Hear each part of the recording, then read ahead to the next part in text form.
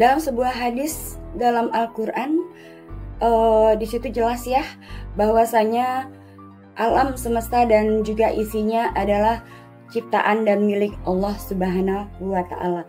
Maka sudah sewajarnya dan sudah menjadi kewajiban seorang manusia untuk mengakui dan juga di sini bahwa mengakui bahwa adanya Allah dan juga sebagai Tuhan pencipta alam semesta ini. Maka ketika seseorang mengingkari adanya Tuhan, otomatis bersiaplah, maka di situ sudah ada kekafiran ataupun sudah ada kekufuran, maka tidak segan-segan Allah akan mengutuk ataupun memberikan suatu malapetaka bagi siapapun yang akan mengingkari keberadaannya. Jika manusia itu mengingkari dan juga jika manusia itu kurang syukurnya, maka niscaya di situ akan ada yang namanya hukuman bagi manusia yang memang mengingkari dan juga kurang bersyukur kepada Allah Subhanahu wa Ta'ala. Maka kita sebagai manusia dalam Al-Quran sudah dijelaskan bahwasanya pandai-pandailah kita bersyukur, menyembah dan bersujud kepada Allah Subhanahu wa Ta'ala agar kita mendapatkan keberkahan hidup, kebahagiaan dan juga kesempurnaan dalam keimanan kita. Dimanapun tempat bahwasanya Allah itu, Tuhan itu satu, maka Allah tidak beranak dan Allah juga tidak beristri.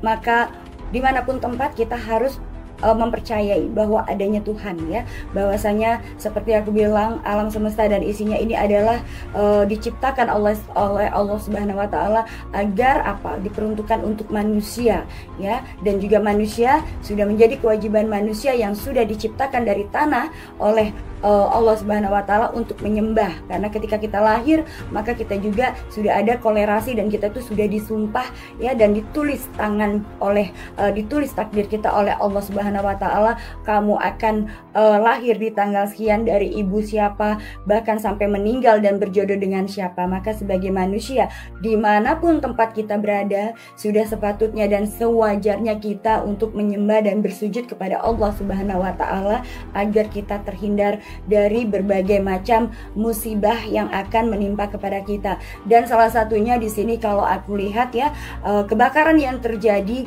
di LA itu adalah wujud nyata kemarahan dari Allah Subhanahu wa Ta'ala atas kesombongan manusia.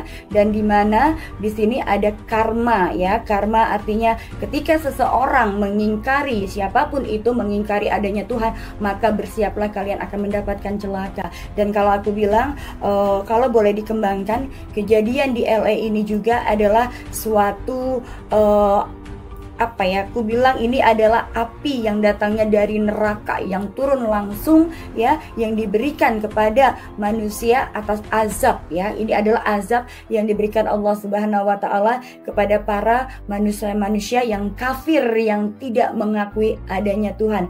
Maka kenapa harus diturunkannya adanya azab tersebut? Itu karena menunjukkan bahwa kekuasaannya Tuhan, bahwa Tuhan itu ada, bahwasanya apa yang diberi dan api yang keluar dari neraka yang langsung diturunkan dari langit ke bumi, bahwasanya itu adalah wujud dari kemarahan Allah Subhanahu wa Ta'ala atas kekafiran manusia yang tidak mau bersujud dan menyembah, serta dia tidak mau mengakui adanya Tuhan. Dan di sini kalau aku bilang ini adalah sebuah karma dan juga kemarahan Tuhan ini adalah sebagai bukti bahwasanya Tuhan itu ada.